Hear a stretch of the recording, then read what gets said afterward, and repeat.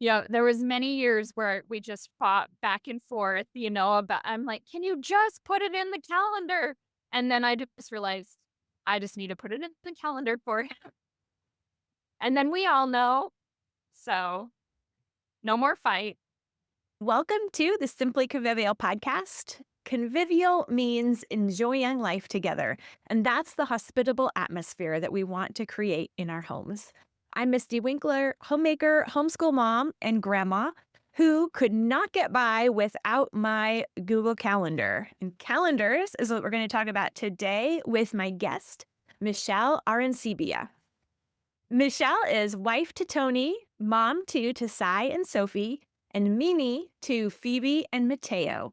She's a homemaker and a church lady at the Refuge Church in Ogden, Utah.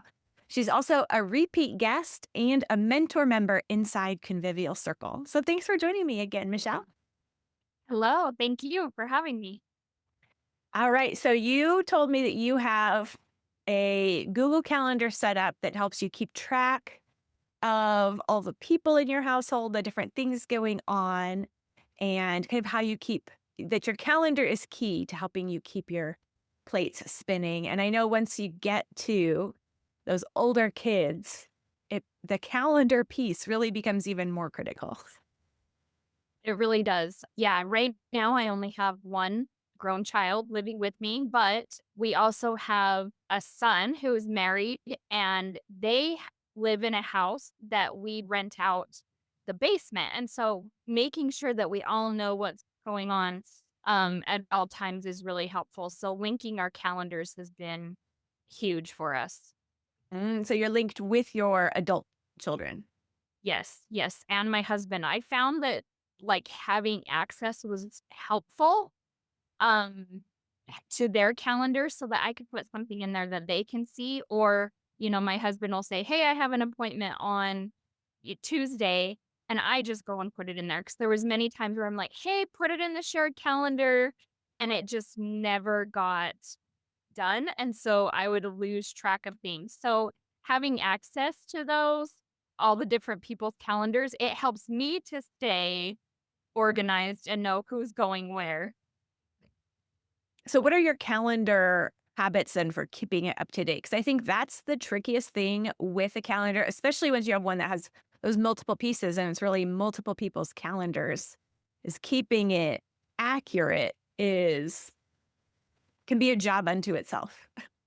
It really can. I mean, as far as what I have access to in their calendars, it's just I just have their name and I click it or unclick it so I don't have to see all the messy and I don't see everything unless it pertains to all of us or to both households. Yeah.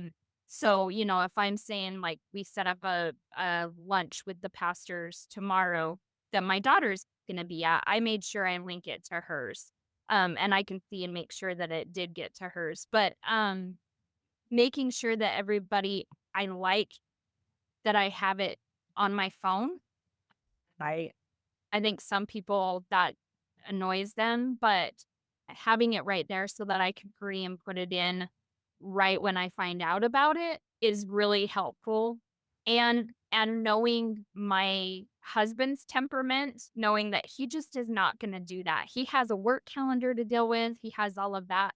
He's just not going to it's not in the forefront of his mind to put something on there that he's said in passing to me. So having it right on my phone helps it me just I'm like, "Oh, hold on, just I go in and put it or some church event that comes up on in the bulletin, I just go right away into my phone before service starts and put it right into my phone so that we know and it's there. And then at interval time, I print it off like a week by week for the whole interval. So sometimes stuff isn't on there for my weekly dashboard, but then I just go and look at my calendar that I have been updating right in the moment.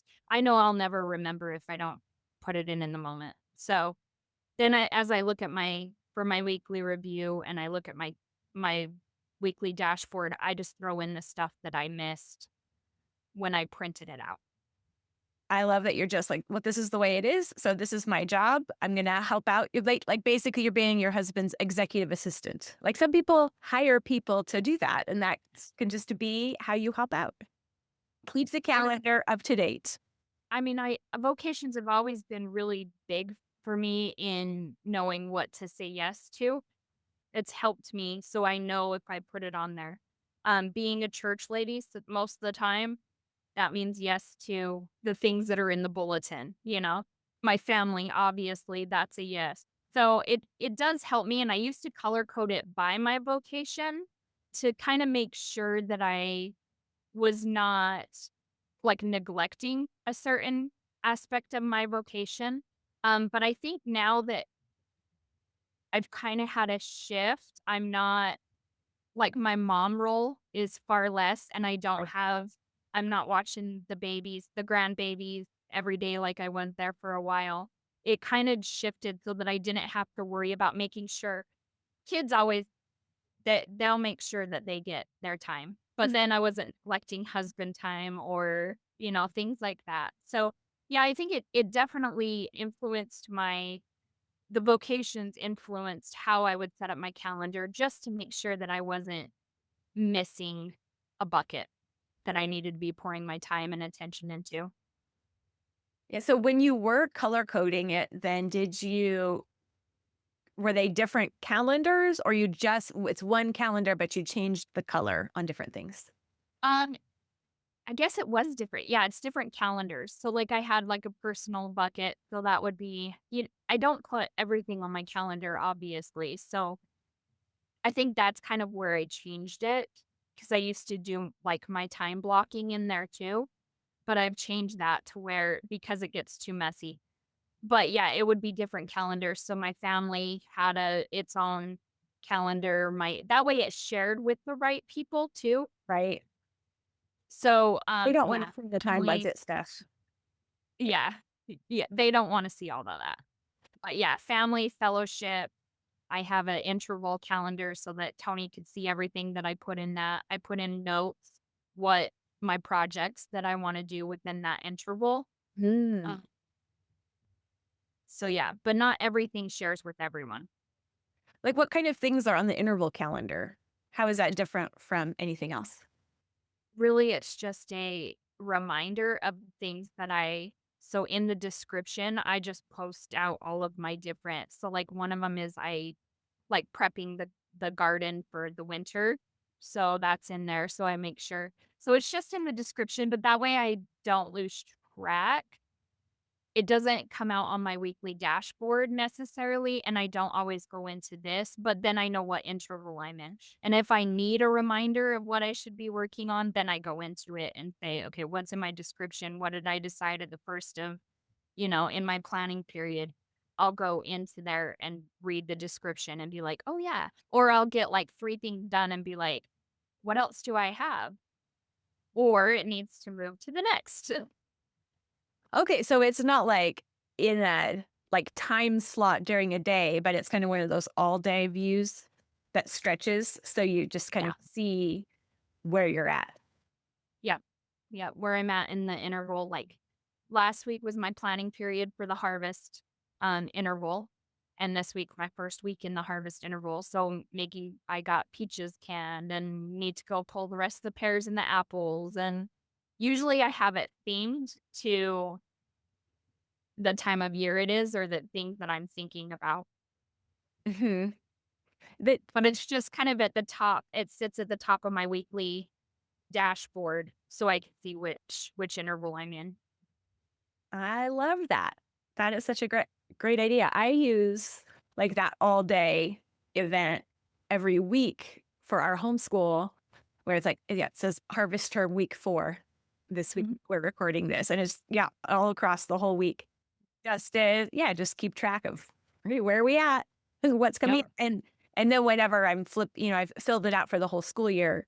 So whenever I'm looking at dates, I can see where we'll be in school as well. So it is super handy. I had not thought about I don't know why I hadn't thought about making one for the interval as well. But I bet that's handy too to come in when you're planning the next year's one. You have a record there on the calendar that's probably pretty easy to find and see what was Exactly. last year. Exactly. Yep. Yep. And under the description, I also put the birthdays that are gonna happen in that interval just as a reminder, especially if they're not, like, right in our immediate family, that I do wanna make sure that I send a card or a text, a happy birthday text, so Yeah.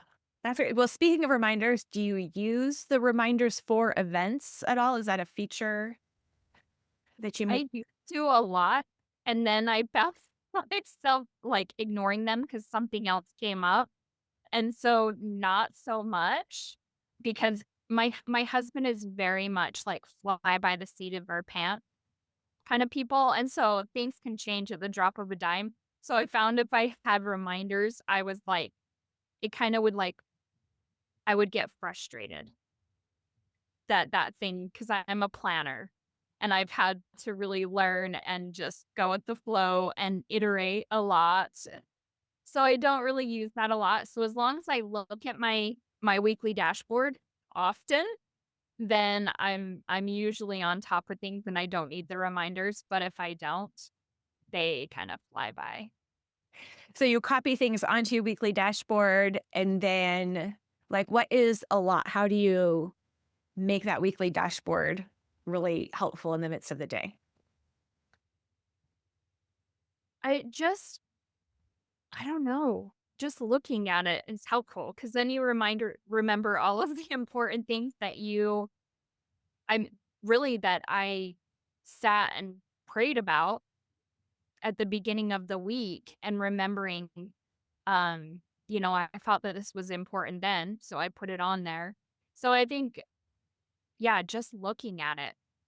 If I would just look at it, sometimes I go weeks without really I'll have my whole interval printed out and set on my dashboard and ready to pull to the next one, and then I'll be like, "How did 3 weeks get away from me?" Yes. Well, I love in your descriptions, like every single element we've talked about, you've mentioned like changing things, figuring out, then going through the process and figuring out what works for you, which we talk about in Convivial Circle a lot. It's iteration, right? Trying something out. And then if it doesn't work, you just try something different and you learn. And that's how you figure out what works for you. Do you have any other tips or ideas on just using the planner or taking ideas from other people and not feeling frustrated or guilty if it just doesn't work for you and you have to figure something else out? Yeah. Um, One thing I really like is that I found worked for a while when I was having a hard time staying up on it or feeling like I just needed to throw the whole planner out because I nothing really was going to plan or things like that. I like the blank sheet that you can get at, like, Office Depot or whatever. They're like you set the date on them. Then I didn't feel like I wasted a whole year's planner if it just wasn't working for me. So I like those, and I still go back to those often. What else? I know I've done a million different iterations, so sometimes and I think that that's it, is just embracing that iteration mindset that we're not this isn't the solution. Not one thing is the solution. Just being flexible, learning to, um, I mean, as a planner, I think I like planning more than I actually like executing the plan. Like realizing that it's not one thing that's going to make it work other than yourself, your attitude towards it, being content in the season that you're in that it's not always gonna look like this.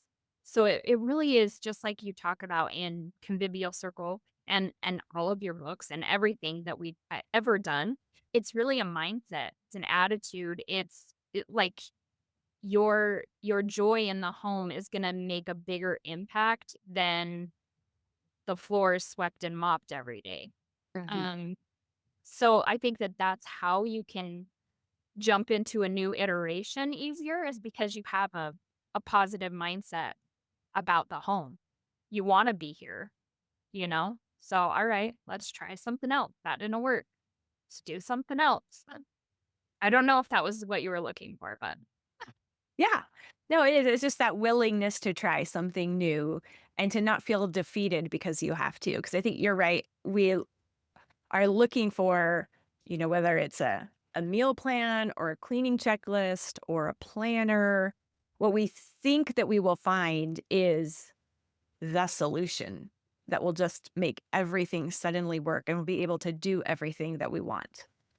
And that's not really our goal. Yeah. I think alignment cards have been huge in that area for me as just like a quick visual reminder to, you know, one of them for a long time was just smile and start, you know? And I think it's like, okay, this isn't ideal, or this isn't how I had planned or thought in my mind that this is how it's gonna go. And I think before I would spiral when I would get in that way, I'd be like, all right, it's all messed up. It's over. Can't even try. And instead of just smiling and starting. I think I we rush ourselves in our mind to the end like product instead of just enjoying the ride there. I folded 3 baskets of laundry today and all at once and I'm like, "Oh," like it just feels like it takes forever instead of being like, "Okay, I just just fold the socks. It's okay. This is the work. This is what we're doing today. Don't be frustrated about because you think that you should be further in the journey than you are." Yes. Whether you use Google Calendar or a wall calendar or any other kind of calendar, you do need one and it needs to stay updated and accurate. Next up, we're going to talk about the three main mistakes that moms make with their calendars.